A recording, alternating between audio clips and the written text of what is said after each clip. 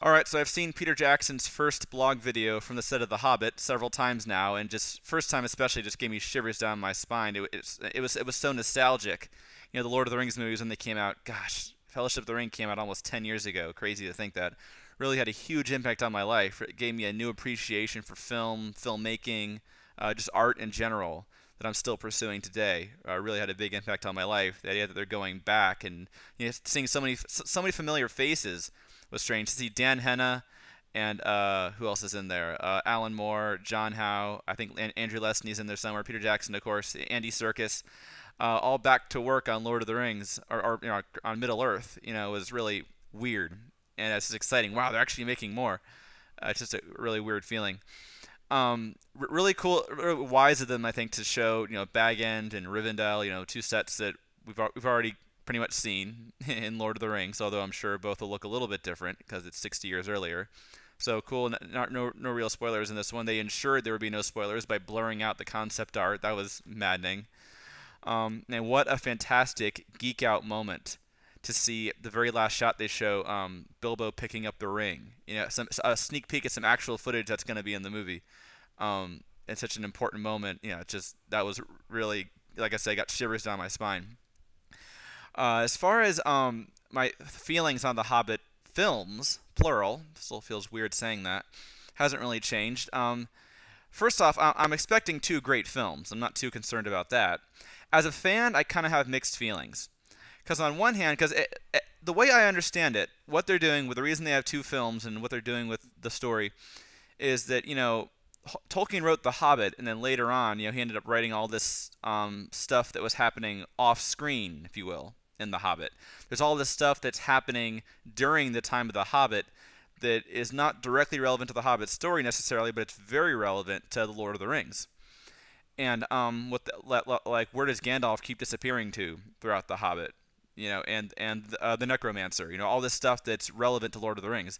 They want to take all that stuff and all those stuff that Tolkien said happened later and incorporate it into the main narrative of the Hobbit. That's correct me if I'm wrong. That's my understanding of what they're doing. As a fan of the books, my first reaction to that is, well, that sounds really interesting. As far as I know, no one's ever done that before. Taking all this stuff that's happening and telling it as one single through-line story.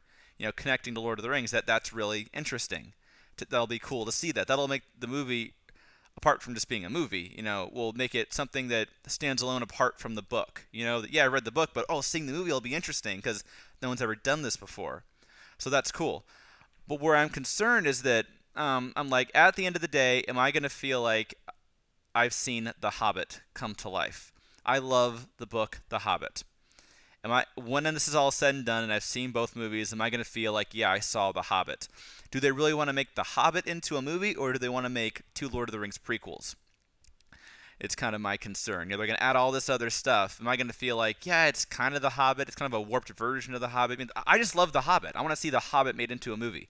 Is it going to feel like The Hobbit when it's done? Splitting it across two movies and also incorporating all this other stuff. That's what I'm kind of concerned about. It's kind of related to what my initial concern was too. That This is why I was actually really excited when I heard that Guillermo del Toro was going to direct, because The Hobbit is such a different book from Lord of the Rings. If you just apart from having similar characters and taking place in the same world and all that stuff, I think that if you didn't tell me that the same author wrote The Hobbit and Lord of the Rings, I would never have guessed. They're that different, that completely different styles. The Hobbit is more the world through the Bilbo Baggins kind of filter, and the Lord of the Rings is more of the world through Frodo Baggins kind of filter, I think. So it makes sense that they would come across as very different. But I would always concern that they would try to take the tone, the look, the feel of Lord of the Rings and try to make The Hobbit into that. I don't think that would be right. The Hobbit, whereas the Lord of the Rings, you get this huge story where the whole world's on the line, and you get this sort of bird's eye view of this giant event that happened. The Hobbit is a more personal story. Yeah, there's plenty of scale and epic scale and all that in The Hobbit, but I see The Hobbit as a much more a smaller, more character-driven, personal story, a much more through-line, exciting adventure story. Both The Hobbit and Lord of the Rings are. I think it just sort of shows you what an amazing author Tolkien was. That The fact that he wrote The Lord of the Rings and he wrote The Hobbit, both of them amazing books for very different reasons. So I don't want them to try to Lord of the Rings-ize The Hobbit. I want to just see The Hobbit. So that's my other concern. So, but I'm expecting to walk out happy with these movies because I'm expecting them to be well made. And as a fan, like I said, interesting to see that all that material incorporated into the main narrative of The Hobbit. So I'm expecting to be happy, but I just wonder, am I really going to feel like I saw The Hobbit, the book, come to life? That's my only concern.